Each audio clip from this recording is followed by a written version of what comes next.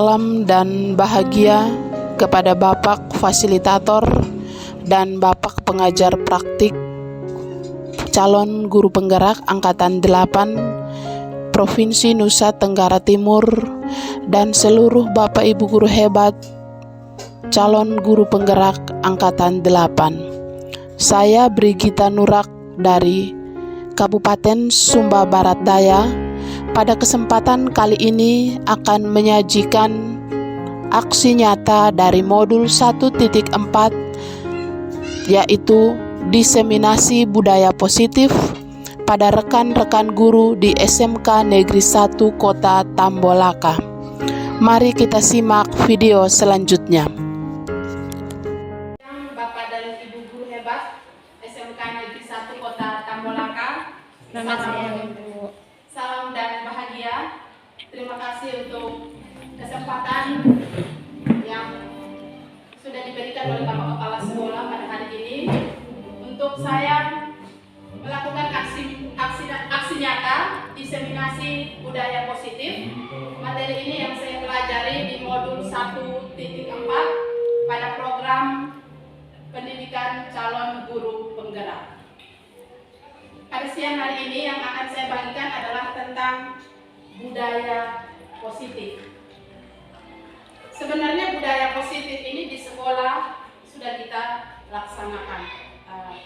Hanya saja ada beberapa yang mungkin belum tepat, ada yang sudah tepat yang harus kita kembangkan atau kita tingkatkan lagi. Budaya positif ini sejalan dengan pemikiran dari Ki Hajar Dewantara, PhD, menjelaskan bahwa tujuan pendidikan yaitu menuntun segala kodrat yang ada pada anak-anak agar mereka dapat mencapai keselamatan dan kebahagiaan yang setinggi-tingginya, baik sebagai manusia maupun sebagai anggota masyarakat.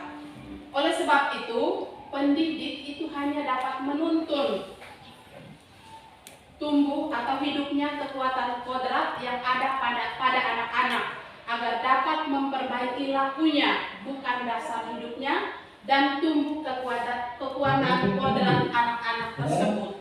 Jadi dari pemikiran Ki Hajar Dewantara, tugas guru itu adalah menuntun, bukan menuntut. Dari filosofi Ki Hajar Dewantara itu beliau mengibaratkan sekolah itu seperti ladang petani dan kita adalah petaninya. Jadi bagaimana perilaku petani menumbuhkan padi atau jagung yang ada di ladang.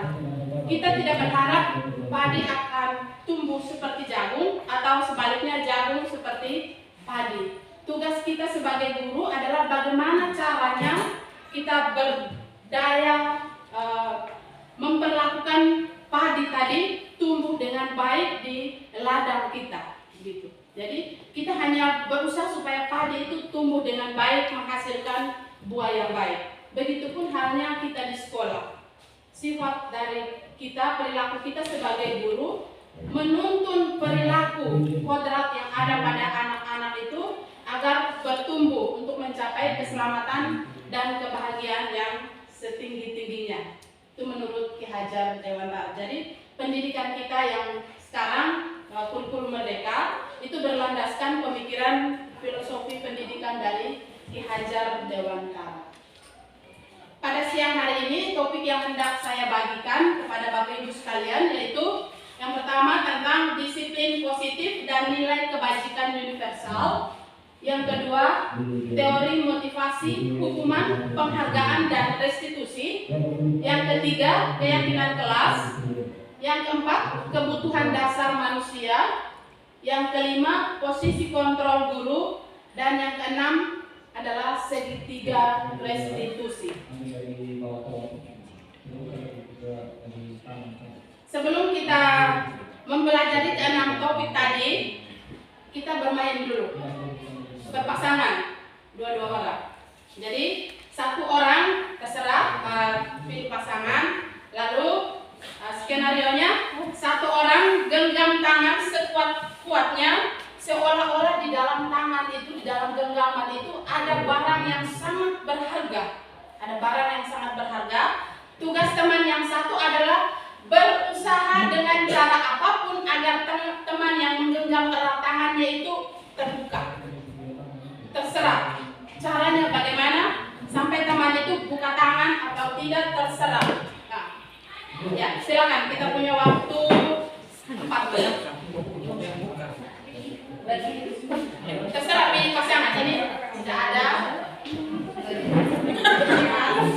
Dengan gaya masing-masing, silakan. Satu orang genggam sekuat-kuatnya seolah-olah di dalamnya ada sangat berharga. Ya, silakan. Ya, sudah. Boleh duduk. Nanti setelah ini kita refleksikan dari apa yang bisa lakukan. Waktu kita 4 menit saja. Ya. Berusaha mau ada dalam pasangan. Jadi satu orang entah dengan kata-kata, entah dengan tindakan apapun, sampai temannya berusaha supaya temannya boleh merayu atau kasih apa gitu, terserah. Ya, boleh juga dengan kata-kata.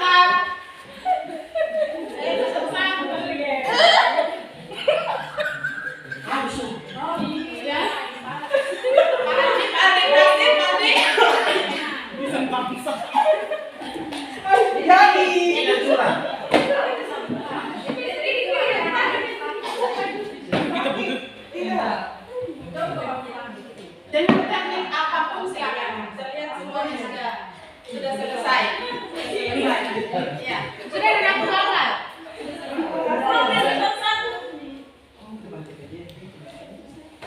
Dari permainan yang sederhana tadi, saya mau tanya kira-kira maksudnya apa?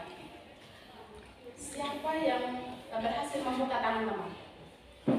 Ada yang berhasil? Karena berhasil. Oh, berhasil. Buka tangan itu. Okay. Yang lainnya? Wow, lebih banyak yang tidak berhasil. Oh, ada yang pakai curang, caranya curang. Ada yang gagal. Dari permainan sederhana tadi menggambarkan tentang kontrol, fungsi kontrol. Siapa sebenarnya yang memegang peranan dalam permainan tadi? Siapa yang mengontrol? Yang buka tangan, yang lipat tangan. Ya, yang pegang tangan itu. Sebenarnya orang lain tidak bisa mengontrol kita. Kita sendiri yang pegang tangan, katup tangan tadi, kita yang mengontrol. Kita mau buka atau tidak. Orang lain dengan cara apapun, mau menghardik, mau merayu, mau klik, daripada diklik, mau klik, tetapi sesungguhnya dia tidak mengontrol kita. Kita hanya membuka diri kita untuk membiarkan dia mengontrol kita. Jadi tetap kembali kepada kita. Kita yang mengontrol diri kita sendiri.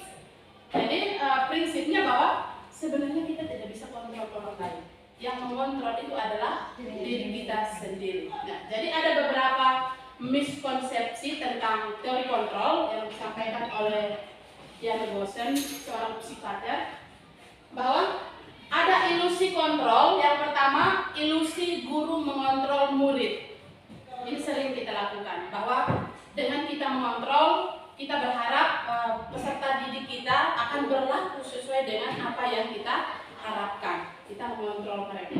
Yang kedua, ilusi bahwa semua penguatan positif efektif dan bermanfaat. Kita memberikan penguatan, kamu jangan datang terlambat ya, kamu harus begini, kamu harus begitu. Nah, kita merasa bahwa kita pasti akan mengubah mereka. Tetapi pada kenyataannya mungkin lebih banyak kita tidak berhasil dengan kata-kata seperti itu. Yang berikut, ilusi bahwa kritik dan membuat rasa bersalah mampu menguatkan karakter. Mampu menguatkan karakter. Kita mengkritik, anak, engkau harus begini, tidak boleh datang terlambat. Kenapa engkau terlambat terus? Kita mengkritik perbuatannya. Mungkin dalam waktu singkat, dalam jangka waktu pendek, kita merasa berhasil. Tetapi ketika kita sudah lepas kontrol dari kita, dia berbuat semaunya saja. Jadi istilahnya dia melakukan sesuatu hanya karena ada atau melihat kita. Yang berikut, ilusi bahwa orang dewasa berhak memaksa. Ingat ya, anak-anak, kalau bapak mama sudah ngomong harus ikut ya. Itu sifatnya kita memaksa. Kalau ibu guru dong, bapak guru dong sudah ngomong, dengarkan baik-baik. Itu artinya kita memaksa mereka. Juga sama seperti kejadian yang sebelumnya. Kita paksa saat ini, kelihatan dia ikut. Tetapi dalam jangka waktu yang panjang, mungkin dia akan balik kembali lagi. Jadi itu beberapa miskonsepsi tentang teori kontrol yang kita praktekkan di sekolah. Nah, dari hal tersebut kita akan mencoba merubah paradigma. Paradigma yang dari stimulus respon, kita memberikan stimulus dan direspon, ke paradigma teori kontrol tentang dunia. Jadi ada satu kalimat bijak dari Stephen R. Covey dari Principle Centered Leadership. Dia bilang, bila kita ingin membuat kemajuan perlahan, sedikit-sedikit, ubahlah sikap atau perilaku Anda. Namun bila kita ingin memperbaiki cara-cara utama kita, maka kita perlu mengubah kerangka acuan kita. Ubahlah bagaimana Anda melihat dunia, bagaimana Anda berpikir tentang manusia, ubahlah paradigma Anda. Skema pemahaman dan penjelasan aspek-aspek tertentu tentang realitas kehidupan. Jadi dari yang stimulus respon, dari stimulus respon ke teori kontrol.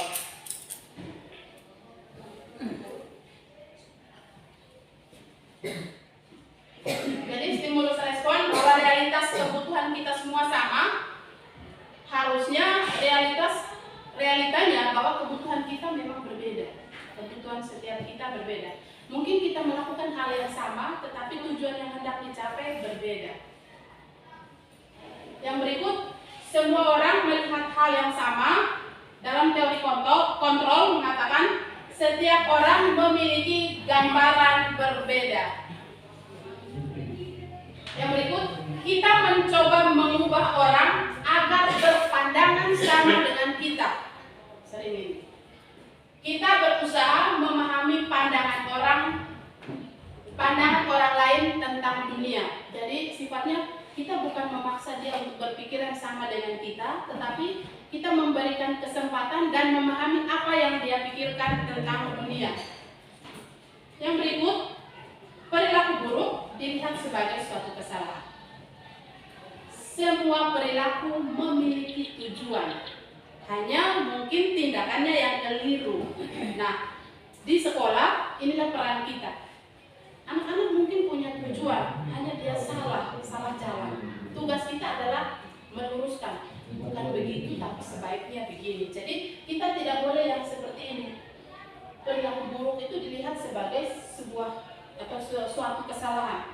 Kita harus mengamati, menganalisa kira-kira yang dia lakukan ini tujuannya apa? Apa tujuan dari perilaku? Karena di sini dari teori kontrol mengatakan bahwa semua perilaku itu memiliki tujuan. Orang lain bisa mengontrol saya. Hanya Anda yang bisa mengontrol diri sendiri. Pesannya dari permainan tadi. Demikian pun saya bisa mengontrol orang lain. Kenyataannya dari teori kontrol, Anda tidak bisa mengontrol orang lain. Pemaksaan ada pada saat bujukan gagal. Anda, karena ini terjadi realitanya memang Anda tidak bisa mengontrol yang lain. Kolaborasi dan konsensus menciptakan pilihan-pilihan baru dari permainan tadi. Sudah rayu-rayu tidak jadi, akhirnya klik. Itu kan pemaksaan. Tarik sampai sekuat tenaga. Pemaksaan terjadi. Harusnya coba kolaborasi dan konsensus. Barangkali ada cara lain yang lebih bijak. Ayo kita jaga tangan, nah pasti dia buka. Misalkan seperti itu, kita berkolaborasi dan membuat kesepakatan. Mari kita berdamai, ayo. Model berpikir menang kalah, model berpikir menang-menang. Artinya berpikir positif, tidak ada yang kalah dan tidak ada yang ini yang perubahan paradigma dari stimulus respon ke teori kontrol tentang dunia. Bagaimana kita melihat peserta didik kita? Sebaiknya kita di posisi ini.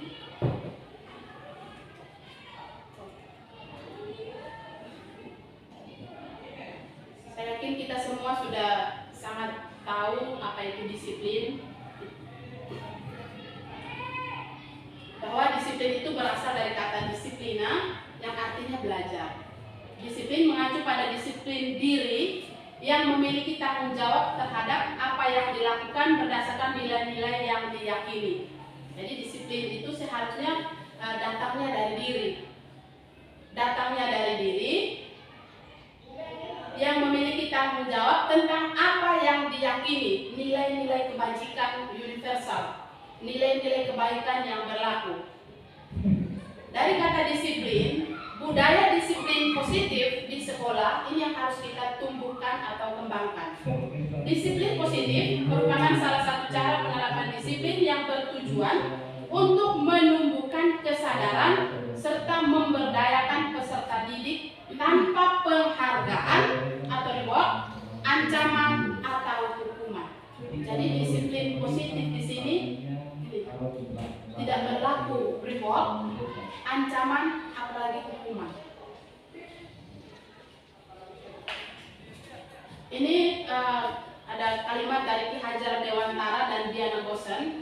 Diana Gosen ini dari luar, sedangkan Ki Hajar Dewantara adalah filsuf pendidikan Indonesia. Mereka berpendapat yang sama ternyata. Sebagai pendidik, tujuan kita adalah menciptakan peserta didik yang memiliki disiplin diri sehingga mereka berperilaku mengacu kepada nilai-nilai kebajikan universal. Nilai-nilai kebajikan yang berlaku secara umum, universal, dan memiliki motivasi intrinsik dalam perubahan perilaku ke arah yang lebih baik. Jadi kita punya pekerjaan di sini, menciptakan peserta didik yang memiliki disiplin diri, disiplin yang tumbuh dari dalam diri. Karena mereka yakin, anak-anak kita juga memiliki keyakinan tentang nilai-nilai kebajikan universal. Kita akan lihat nilai-nilai kebajikan universal. Ini nilai-nilai kebajikan universal yang diambil dari 5 instansi. Dari 5 instansi yang dipadukan, ada 5 lembaga. Yang pertama, profil pelajar Pancasila dari Kementerian Pendidikan. Itu ada 6, beriman dan bertakwa pada Tuhan Yang Maha Esa, berakal mulia, berkebinekaan global, gotong royong, mandiri, kreatif, dan bernalar kritis. Lalu ini dari lembaga IBO Primary Years Program, sekolah internasional, juga mengembangkan atau menumbuhkan nilai-nilai kebajikan universal yang diyakini: toleransi, rasa hormat, integritas, mandiri, menghargai, antusias, empati, keingintahuan, kreativitas, kerjasama, percaya diri, dan komitmen. Jadi kita bisa lihat lagi lembaga yang berikut dari 9 pilar karakter Indonesia Heritage Foundation dari pihak. Juga memiliki keyakinan atau nilai-nilai kebajikan universal yang dipercayai. Yang berikut dari petunjuk seumur hidup, keterampilan hidup, memiliki nilai-nilai atau kebajikan-kebajikan universal yang diyakini. Dan ini sebagai sampel dari beberapa lembaga yang meyakini ada nilai-nilai kebajikan universal yang dipercayai. Dari The 7 Essential Virtues, ada empati, suara hati, yang kesemuanya ini mungkin selaras dengan filosofi pendidikan kita, yaitu kurikulum merdeka yang mengacu pada profil pelajar Pancasila. Jadi pada prinsipnya ada nilai-nilai kebajikan yang sama yang diyakini atau dipercayai. Jadi bukan hanya dari Kementerian Pendidikan saja, tapi dari beberapa instansi lain juga meyakini hal yang sama.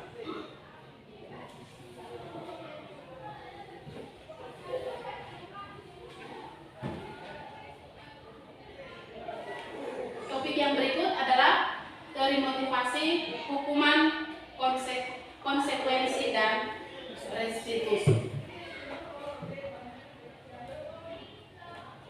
Teori motivasi ini setelah saya pahami materinya, saya buat sendiri dalam bentuk segitiga. Ada 3 teori motivasi yang melandasi perilaku manusia, yaitu yang pertama, orang melakukan sesuatu untuk menghindari ketidaknyamanan atau hukuman. Dalam hal ini adalah terkait dengan disiplin. Orang mengikuti aturan. Motivasi yang terendah itu adalah untuk menghindari ketidaknyamanan atau hukuman. Jadi disiplinnya terjadi hanya karena melihat di depan ada hukuman atau karena merasa tidak nyaman, tetapi bukan dari dalam diri meyakini bahwa saya harus disiplin. Misalkan saya harus datang tepat waktu karena ditegur kepala sekolah, atau anak-anak harus datang tepat waktu takut dihukum berlutut. Motivasi yang pertama. Motivasi yang kedua, untuk mendapatkan imbalan atau penghargaan dari orang lain. Misalkan dalam pembelajaran, saya secara pribadi pernah menerapkan siapa yang mengerjakan tuntas dan benar dapat hadiah permen, kasih reward. Nah, ketika pembelajaran berikut tidak ada permen, tidak ada lagi yang mau nilai bagus. Jadi motivasinya hanya untuk mendapatkan penghargaan dari orang lain. Ketika tidak diberi penghargaan, maka berubah, hilang lagi. Sehingga pastinya tidak berhasil. Lalu yang berikut, untuk menjadi orang yang mereka inginkan dan menghargai diri sendiri dengan nilai-nilai yang mereka percaya. Datang dari dalam diri. Saya memang tidak boleh datang terlambat karena saya yakin bahwa dengan datang terlambat apa yang sudah saya rencanakan tidak akan berhasil saya selesaikan hari ini, misalkan seperti itu. Jadi dari dalam diri. Kepada anak-anak mungkin mereka harus meyakini bahwa mereka wajib datang sekolah setiap hari agar tidak ketinggalan materi sehingga kompetensinya tidak terpotong atau terputus. Kompetensinya prima atau maksimal atau berkompeten. Itu tentang teori motivasi. Motivasi terhadap disiplin positif, terhadap aturan. Ada 3. Ini yang paling rendah, lalu tingkatan berikutnya yang ini, tingkatan yang paling tinggi adalah karena menghargai diri sendiri. Yang berikut, hukuman, konsekuensi dan konsekuensi dulu. Ini sering kita lakukan di sekolah. Coba Bapak Ibu simak ini, coba kita lihat bersama.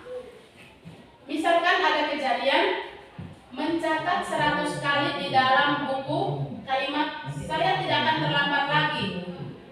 Ini dibuat oleh siswa karena terlambat datang sekolah. Lalu kita meminta menulisnya di dalam buku saya tidak akan terlambat lagi sebanyak 100 kali. Kira-kira menurut kita ini hukuman atau konsekuensi? Konsekuensi. Hukuman.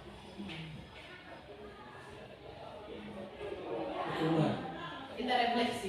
Hukuman. Ada hukuman seperti buku Pak Ahmad tadi. Hukuman Pak Ahmad? Konsekuensi. Konsekuensi. Nanti kita lihat bersama. Yang kedua, lari mengelilingi lapangan basket 2 kali karena terlambat hadir di sekolah. Hukuman. Hukuman. Yang berikut, membersihkan coretan yang dibuatnya di meja tulis. Konsekuensi.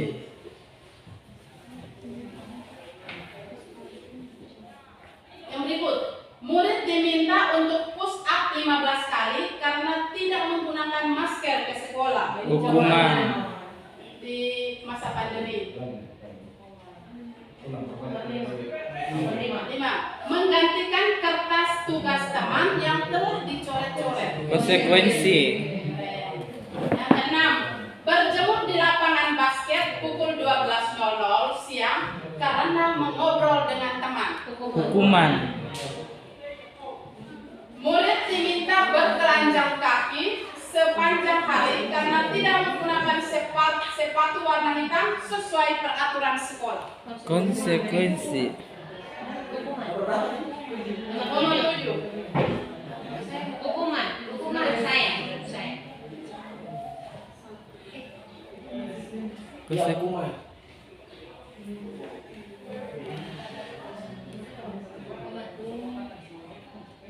Lanjut.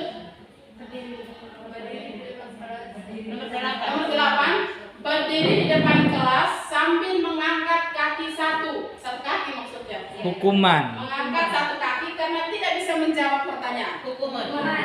Ayo, ada yang buat atau tidak? Nomor 9. Membersihkan tumpahan air di meja tulis karena tersenggol pada saat belajar. Konsekuensi. Kehilangan 10 menit jam istirahat untuk mengerjakan tugas karena terlambat datang dan tertinggal pelajaran 10 menit. Konsekuensi.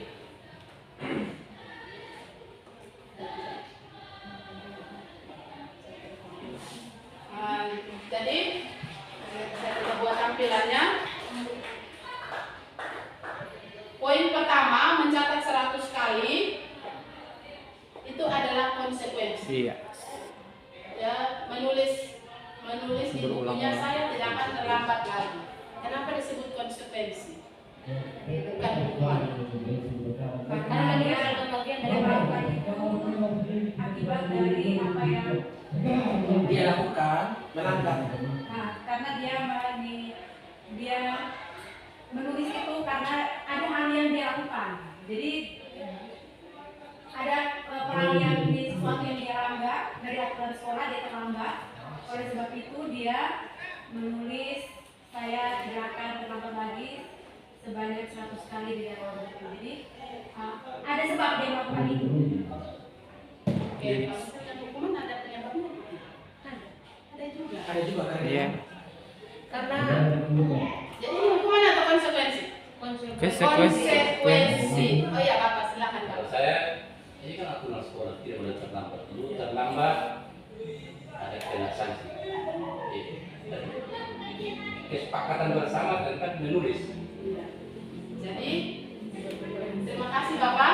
Ini tentunya sudah ada kesepakatan bersama bahwa kalau datang terlambat maka mencatat 100 kali tentang apa yang dilakukannya itu. Jadi ada kaitannya. Perlakuannya apa?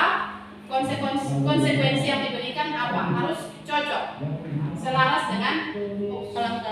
dengan ya, pelanggarannya. Yang berikut, lari keliling lapangan basket karena terlambat hadir di sekolah. Hukuman. Ya, tepat sekali. Ini hukuman. Yang berikut, membersihkan coretan. Ini adalah Konsekuensi. Ya, ini konsekuensi. Murid diminta push up 15 kali tidak menggunakan masker. Hukuman. Hukuman. Mengganti kertas teman. konsekuensi. Konsekuensi. Berjemur di lapangan karena mengobrol. Hukuman. Ya. Hukuman. Dapat lain. Murid diminta bertelanjang kaki. Hukuman. Hukuman. Bertelanjang kaki. Iya, ya benar. Dan nanti kita bisa lihat apa perbedaan hukuman dan konsekuensi. Oke.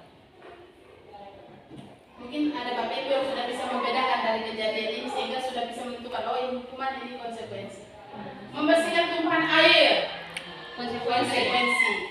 Kehilangan 10 menit karena terlambat 10 menit. Konsekuensi. Ya, ini adalah konsekuensi. Ya. Perbedaan hukuman dan konsekuensi. Jadi hukuman itu tidak terencana. Ketika kita lihat di anak dia makan, sini dulu. Apa yang kau buat? Makan, sekarang kau berlutut. Itu berarti menghukum. Tidak terencana. Tiba-tiba murid tidak tahu apa yang terjadi atau sifatnya hanya satu arah berupa hukuman fisik maupun psikis. Jadi hukuman itu sifatnya tidak terencana atau tiba-tiba. Dan biasanya apa? Menyakiti. Lebih pada menyakiti. Fisik dan psikis. Ya, menyakiti secara fisik dan Psikis. Tadi contohnya bertelanjang kaki, berjemur di apa tadi 12 Matahari. siang. Yang berikut konsekuensi. Konsekuensi terencana. disepakati sesuai peraturan yang dibuat. sesuai peraturan. Murid dibuat tidak nyaman, sikap guru selalu memonitor. Tetap juga ternyata di sini dengan konsekuensi murid juga tidak nyaman. Tidak nyamannya kenapa? Karena kita selalu pantau terus. Akhirnya dia punya setiap pergerakan dia jadi bingung mau kemana atau mau bagaimana. Lalu ada satu lagi yang berikut antara hukuman dan konsekuensi. Yang berikut adalah restitusi. Restitusi merupakan proses menciptakan kondisi bagi murid untuk memperbaiki perlakuannya. Proses kolaboratif yang mengajarkan murid untuk mencari solusi sendiri. Jadi kita hanya memandu. Misalkan ada siswa melanggar, lalu kita minta untuk bertemu, kemudian kita fasilitasi dia untuk menemukan solusi dengan pertanyaan-pertanyaan yang tidak menyakitkan. Walaupun kita tahu bahwa dia sudah melanggar. Karena tadi di bagian awal tadi bahwa kita yakini apapun perilakunya, entah positif maupun negatif, pasti punya tujuan. Jadi kita harus mencari tahu tujuan dibalik perlakuan siswa tersebut atau peserta didik tersebut. Sambil minum, boleh silakan minum, Bapak Ibu. Nanti di bagian terakhir kita akan bahas lagi sendiri tentang restitusi. Kita melihat posisi kontrol guru di sekolah. Ya, sambil minum, sambil makan boleh sambil.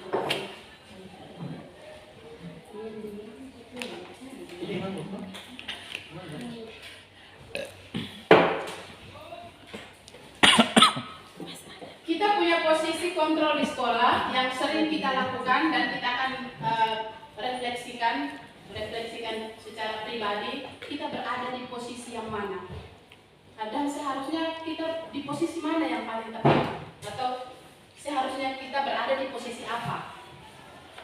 Posisi kontrol kita di sekolah yang pertama penghukum,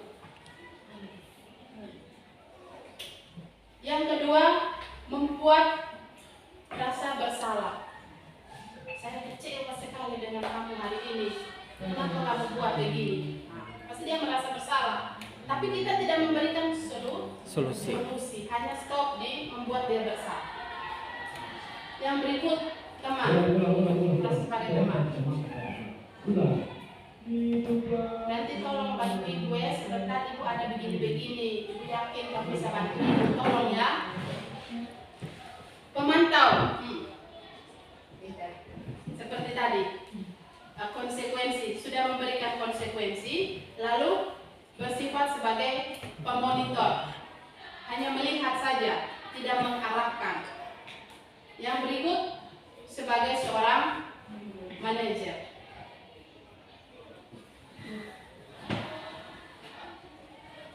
Kita lihat tindakan-tindakan kecil kita di sekolah, dari kejadian-kejadian kecil, sebagai penghukum, pembuat merasa bersalah, teman, pemantau, dan sebagai manajer. Tindakan guru, menghardik, menunjuk-nunjuk, menyakiti, menyindir. Ini berarti kita berada pada posisi penghukum. Pembuat merasa bersalah, berceramah, menunjukkan kekecewaan yang mendalam. Kita ceramahin karena melakukan kesalahan, anaknya duduk tunduk dengarkan kita ceramah. Berarti kita pada posisi pembuat merasa bersalah. Di posisi kontrol yang berikut, guru juga terkadang menjadi teman, membuatkan alasan-alasan untuk murid-muridnya. Engkau datang terlambat, pasti tadi di rumah engkau ada kerjainnya, padahal anaknya belum cerita, tapi seolah-olah kita sudah tahu. Kita tidak mendengarkan. Akhirnya kadang anak mau menceritakan yang sebenarnya, karena ibu bapak gurunya sudah ngomong, iya ibu, padahal sebenarnya dalam hatinya bukan seperti itu. Jadi kita semacamnya sudah, kita berusaha untuk mengerti, tapi mengerti yang keliru. Kita sebagai teman. pemantau, menghitung dan menghukum. Aku punya kesalahan itu dicatat di sini sudah 5 kali atau sudah 10 kali. Jadi hanya hitung-hitung saja itu kesalahan. Sudah 5 kali ibu tegur, rambut tetap terus. Jadi kita sebagai pemantau. Sedangkan sebagai manajer harusnya mengajukan pertanyaan-pertanyaan tadi. Bukannya kita mengatakan aku datang terlambat, saya pasti bermain di jalan. Bukan. Tapi kita harusnya bertanya, mengapa datang terlambat? Yang berikut, dengan perkataan, kamu tidak melakukannya, saya akan titik-titik. Kira-kira kita pernah sebagai penghukum tadi menyakiti, menyindir, menunjuk-nunjuk, tidak berani tidak buat besok. Itu berarti menghukum sebagai penghukum. Yang berikut, pembuat merasa bersalah. Saya kecewa sekali dengan kejadian hari ini yang kamu lakukan. Membuat dia merasa bahwa yang dia lakukan adalah salah. Lakukan demi Bapak Ibu, ya sudah, nanti Bapak Ibu bantu bersihkan yang tadi. Jadi misalkan di anak SD ya, kalau kita jarang anak SD berbuat salah karena lihat anaknya lemah, ya kasih tinggal ibu yang buat, ibu yang bersihkan. Harusnya ajarkan anaknya untuk bertanggung jawab atas apa yang dibuat. Pemantau, apa peraturannya? Apa konsekuensinya? Apa yang telah kamu lakukan? Apa yang terjadi sekarang? Sebenarnya ini masih bisa dilanjutkan, tapi sebagai pemantau kita hanya stop di situ, tapi tidak pada membantu memberi solusi. Jadi memberi tambah kebingungan. Apa yang dibuat salah? Terus sekarang mau bagaimana? Tidak mengarahkan. Mungkin dengan nada, boleh pertanyaannya seperti ini, tapi nadanya harus lebih rendah. Sebagai seorang manajer, ini yang harus kita katakan. Apa yang sudah kita yakini, atau apa yang meyakini hal tersebut, tentunya didahului dengan kesepakatan yang sudah dibuat di kelas. Dalam pembelajaran akhir-akhir ini kita kenal dengan keyakinan kelas. Tentunya kita sudah buat keyakinan kelas. Ketika anak berbuat kesalahan atau tindakan yang negatif, kita tanyakan kembali, apa yang Anda yakini tentang perilaku ini? Dia bilang menyakiti orang lain. Kalau begitu, harusnya bagaimana?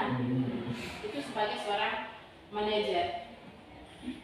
Dari posisi sebagai penghukum, hasil dari apa yang kita buat dan kita katakan, hasilnya adalah menjadi pemberontak, pendendam, dan menyalahkan orang lain.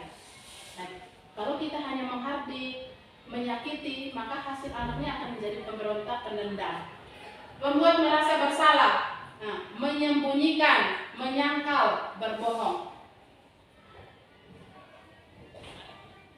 Karena kita sudah didahulukan dengan ibu kecewa sekali kamu hari ini buat begini. Akhirnya dia belajar untuk kalau begitu supaya ibu jangan kecewa, saya bohong.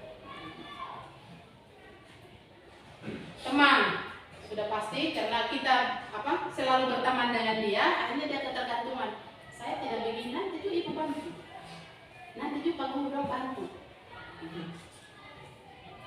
Sebagai pemantau, menyesuaikan bila diawasi. Datang lewat pintu depan, pintu gerbang. Kalau ada gurunya sementara lihat, guru tidak lihat, masuk dari belakang. Karena kita hanya sebagai pemantau. Sedangkan diharapkan dengan posisi sebagai manajer, hasilnya adalah menguatkan watak dan karakter. Harapannya adalah kalau sudah kuat, wataknya kuat, tertanam, berarti tidak akan goyah lagi. Itu tentang posisi kontrol guru. Jadi kita akan memilih untuk berada di posisi mana. Apakah penghukum, pembuat rasa bersalah, teman, pemantau, atau manajer.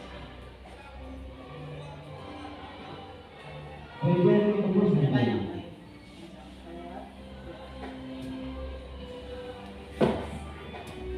Di kegiatan yang berikut, kita harus membuat keyakinan kelas, bukan peraturan kelas.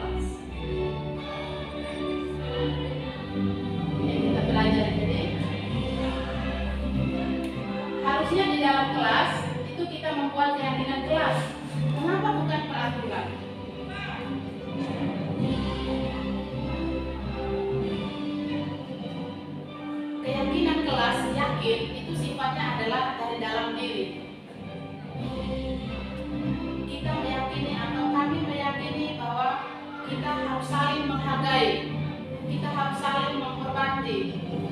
Kami meyakini bahwa kelas yang bersih itu baik atau kelas yang bersih itu indah. Bukannya peraturan kelas. Berdasarkan motivasi, dilihat tadi, kalau keyakinan kelas itu datangnya dari diri sendiri. Jadi guru membersamai murid untuk menyepakati keyakinan-keyakinan kelas apa saja yang ada di kelas yang kita yakini. Artinya gurunya bukan datang dari guru, tetapi datang dari murid-muridnya atau peserta didik. Peserta didik menyampaikan hal-hal apa yang mereka yakini yang terjadi di kelas supaya pembelajaran aktivitas KBM kita lancar, aman, dan tertib, serta tujuan mereka juga tercapai. Apa yang mereka yakini? Mereka yakini, contoh kemarin saya sudah laksanakan di 10 TKJA anak-anak baru. Di awal itu saya memberi pembelajaran diagnostik. Saya dapat mereka berpendapatnya sangat singkat karena kosakatanya lemah. Tetapi ketika keyakinan kelas luar biasa, mereka menyampaikan ada nilai-nilai positif yang mereka sampaikan. Misalkan kemarin saya dapat ini murni dari mereka mengatakan bahwa saya yakin bahwa saya akan mencapai tujuan saya jika saya selalu datang sekolah. Saya yakin kelas kami akan terlihat indah kalau selalu dibersihkan, membuang sampah pada tempatnya. Itu mereka yang tulis sendiri. Ini yang disebut dengan keyakinan kelas. Dibanding kalau misalkan kita yang buat peraturan, anak-anak, peraturan kita di kelas ini adalah tidak boleh datang terlambat. Kita yang membuat aturan, jadi bisa saja mungkin mereka lupa bahwa ada aturan itu. Jadi pembentukan keyakinan kelas itu bersifat abstrak, berupa pernyataan universal, menghormati, menjaga kebersihan, dibuat dalam pernyataan positif. Kalimatnya positif, bukan kalimat negatif. Misalkan, jangan buang sampah sembarangan, bukan seperti itu, tetapi buanglah sampah pada tempatnya. Tidak boleh makan di kelas, itu tidak seperti itu, tetapi kita harus menggunakan kalimat positif. Misalkan, makan pada jam istirahat dan di luar kelas. Sesuai dengan kondisi kelas dan sekolah sehingga mudah diterapkan. Lalu yang berikut, semua warga sekolah atau warga kelas dilibatkan saat membuat keyakinan. Dan harus datangnya dari anak-anak.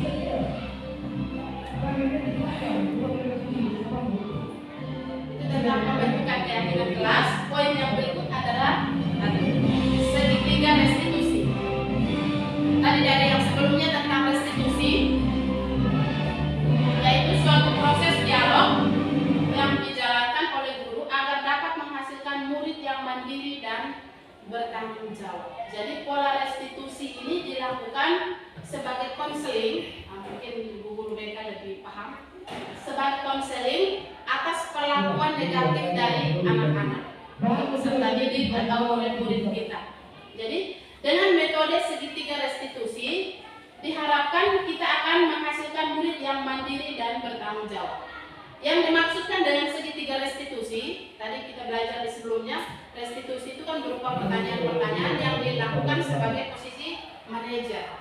Sebagai seorang manajer dari 5 fungsi kontrol guru, sebagai posisi manajer dia akan melakukan ini segitiga restitusi. Yang pertama, menstabilkan identitas.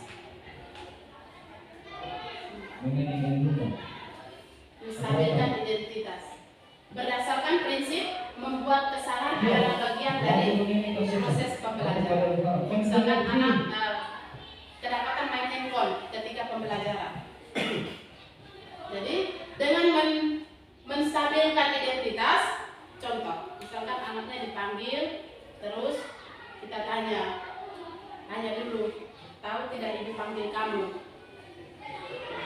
Mungkin sebelumnya sudah ada reaksi, mungkin dia bilang sudah tahu tadi saya bermain handphone, atau bisa juga dia bilang saya tidak tahu. Kita harus mengarahkan supaya dia tahu apa yang dia buat tadi sehingga kita panggil. Ibu panggil kamu karena tadi ibu lihat kamu main HP, benar atau tidak? Oke. Benar ibu. misalkan seperti itu. Lalu kenapa kamu main HP? Boleh tidak main HP di kelas? Tidak boleh ibu. Misalkan, tidak boleh. Lalu kenapa kamu buat? Salah atau tidak yang kamu lakukan? Salah. Kalau dia sudah bilang salah, kita jangan menjas sampai menyakiti, tetapi kita harus mengatakan bahwa buat salah itu wajar. Ibu juga pernah buat salah, ada teman-temanku juga pernah buat salah. Tetapi ibu yakin atau Pak Guru yakin bahwa kamu pasti punya alasan mengapa main HP. Mengapa main HP? Saat ibu mengajar tadi, kenapa kamu main HP? Pasti ada alasan, ibu yakin. Tapi pertanyaan intonasinya harus lebih rendah supaya memancing dia bisa menjawab. Tapi kalau sudah ada, kenapa main HP tadi? Dia pasti tidak akan jawab. Iya. Jadi harus pelan-pelan. Kenapa kamu main HP? Kita berharap anaknya akan menjawab, iya ibu, saya mengantuk sekali dan saya rasa bosan. Belajar terlalu susah, saya bosan ibu, jadi saya main HP. Atau mungkin awalnya sebenarnya saya tidak main HP ibu. Ada kawan dari sebelah telepon ajak mabar, main game bareng. Akhirnya saya ikut main. Dia akan bercerita, misalkan karena dari perlakuan kita tadi. Nah, setelah dia menjawab, lalu kita akan juga harusnya kita mengatakan, ya Bapak dipanggil di sini ini Bapak tidak mau mencari siapa yang salah. Dan tadi dia ada cerita bahwa saya teman yang ngajak atau saya pernah mengatur segala macam. Kita tidak mencari siapa yang salah, tetapi ibu di sini juga mau sama-sama diskusi untuk cari solusi. Cari solusinya supaya tidak terjadi lagi seperti ini. Itu menstabilkan identitas. Jadi dia pun tidak merasa bahwa dia salah sekali. Memang dia tahu, dia sadar bahwa dia salah, tetapi tidak sampai down, tertekan. Yang berikut tadi itu di alasnya, jadi berdasarkan segitiga restitusi. Jadi satu sisi pertama, sisi kedua, lalu sisi ketiga. Ini sisi yang dasar, tidak bisa dibolak-balik. Menstabilkan identitas. Tadi sudah, kemudian validasi tindakan yang salah. Kita memvalidasi tindakan yang salah. Kamu pasti punya alasan mengapa buat begitu. Kamu pasti punya alasan kenapa hari ini kamu pakai sendal. Pasti ada alasannya kenapa.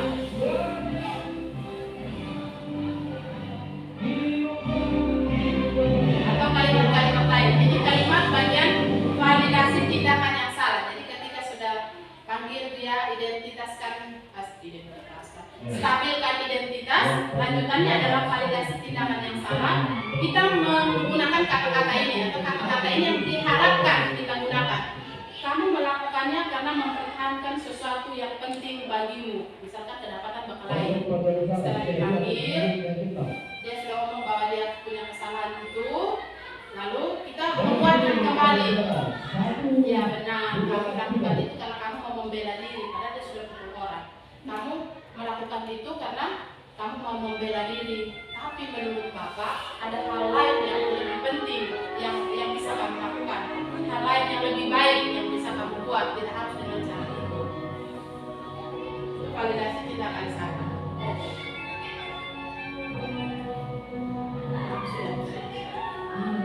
Belum maju. Ya.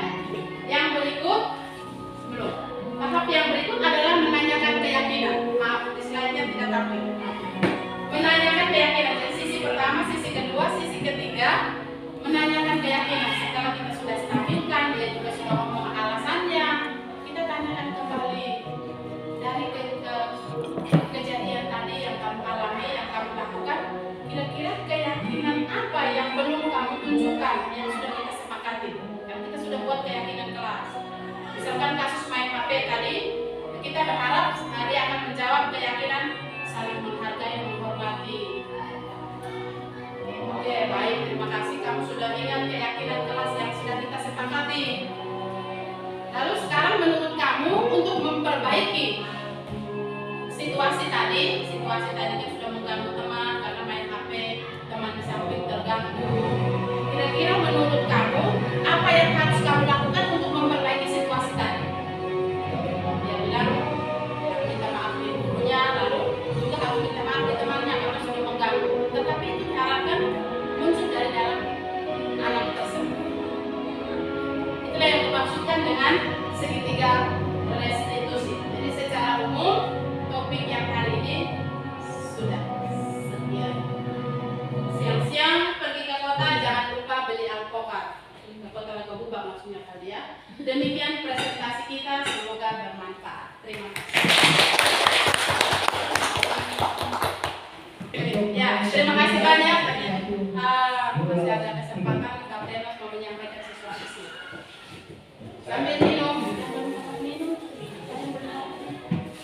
saya berterima kasih kepada guru kita.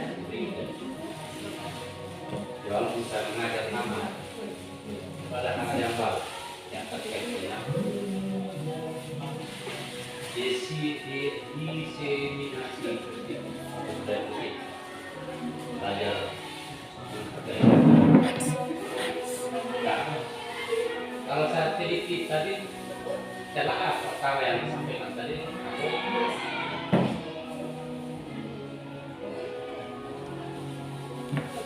siswa itu umur berapa?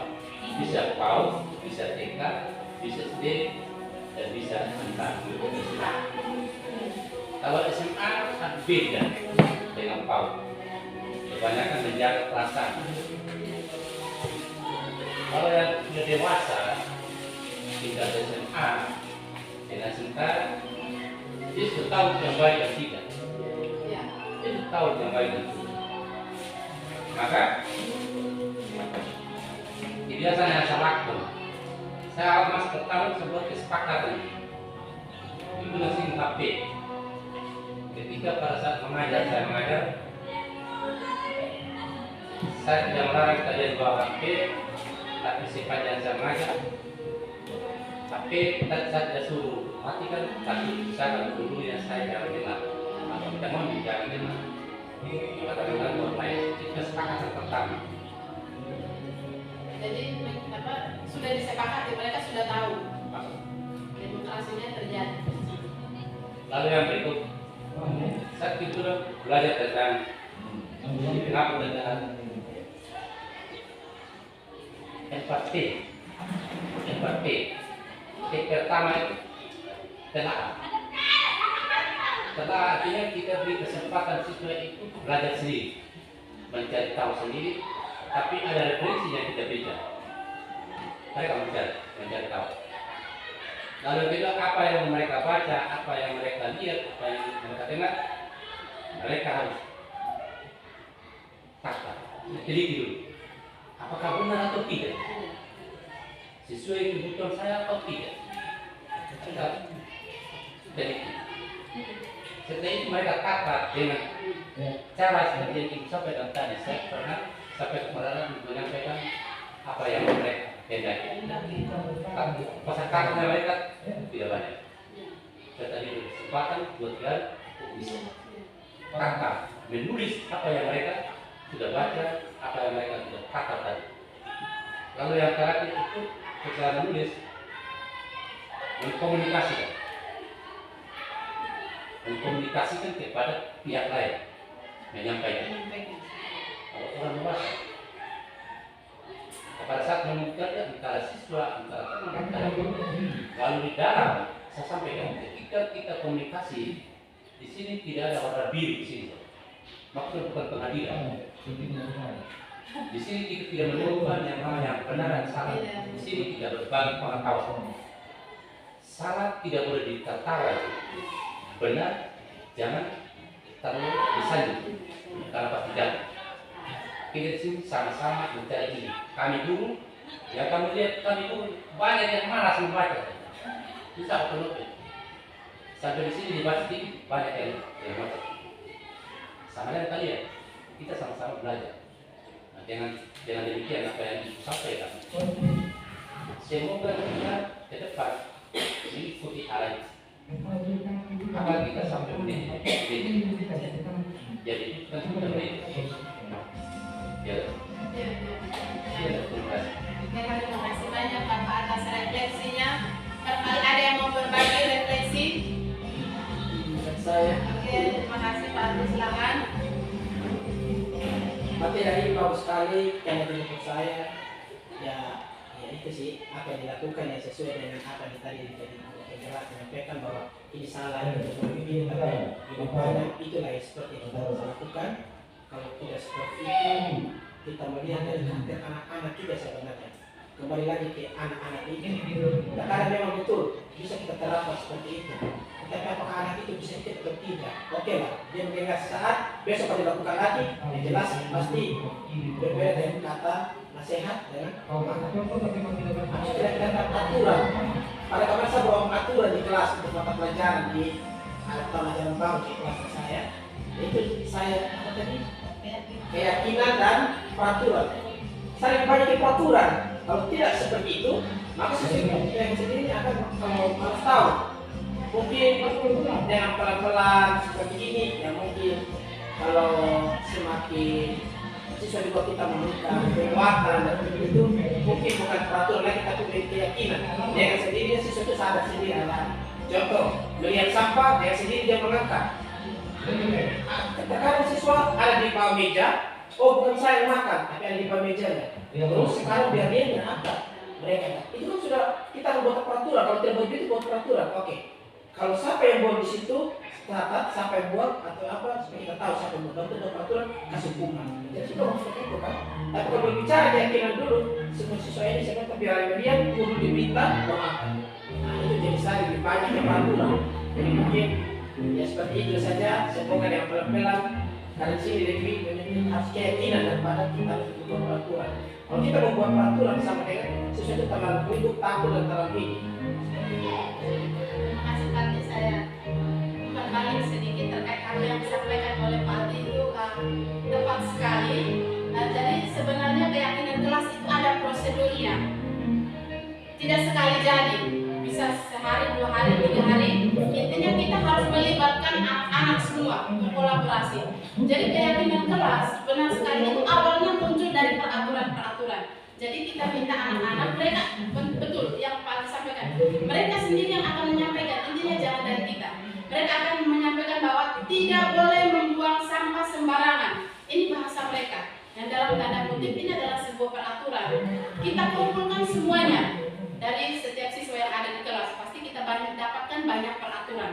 Nah dari peraturan itu sama-sama di kelas itu juga kita bahas langkah selanjutnya peraturan-peraturan yang sudah disebut kita buat dalam kalimat positif, ajak mereka. Nah, jadi ini adalah peraturan-peraturan yang sudah kalian berikan, yang sudah kalian sampaikan. Ibu senang sekali. Mari kita rancang peraturan ini menjadi sebuah kalimat yang baik, yang positif, jangan negatif.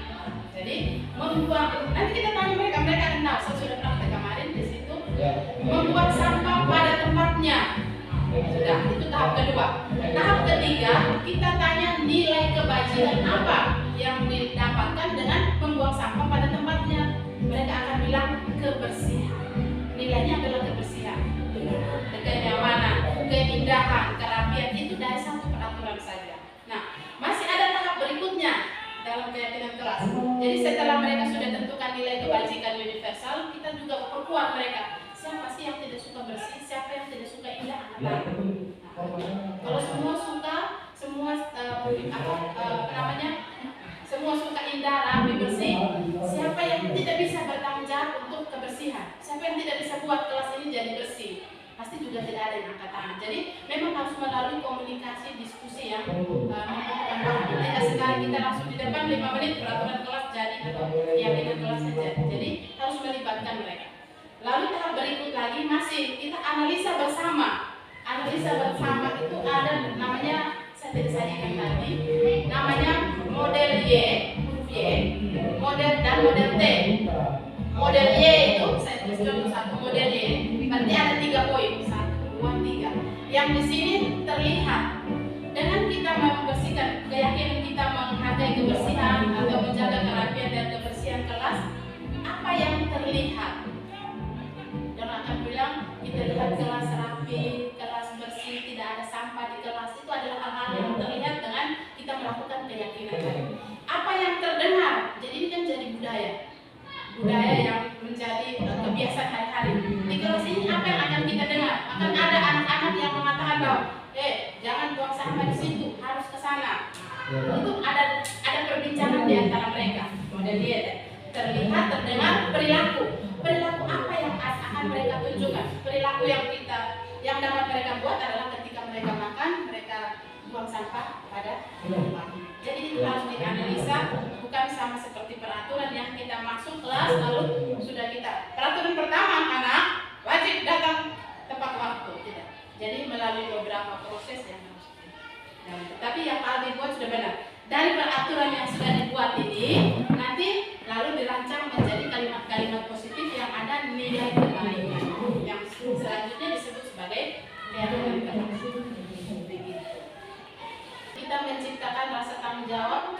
mandiri dengan melalui dialog. Memang tidak bisa sekali jadi. Ada tadi Ibu Guru sampaikan aturan. Kita datang sini tepat jam 7. Masih ada momen dari guru atau siswa. Sementara kesepakatan kita bersama. Ini praktis yang tidak perlu kita mau kita perbaiki. Praktis. Jadi saya pernah ini berbicara tentang disiplin se-Indonesia. Maka orang bilang yang profesor, pendidikan ada 3 yang pegang: orang tua, masyarakat, sekolah. Sekolah hanya 7 jam, kebanyakan di rumah. Saya bilang terima kasih. Saya dapat pengetahuan yang saya tidak pernah bayar, tiba-tiba seperti itu. Nah, lebih banyak kita melakukan masih tetap yang lama. Barangkali mungkin refleksi. Bagaimana refleksi. Terima kasih banyak Pak Mentor, Pak Ade, dan teman-teman semua atas partisipasinya pada siang hari ini. Untuk tugas saya, sekian, kita boleh kembali ke tempat masing-masing. Demikian pemaparan saya tentang budaya positif dari modul 1.4 pendidikan calon guru penggerak angkatan 8 tahun 2023. Sekian dan terima kasih.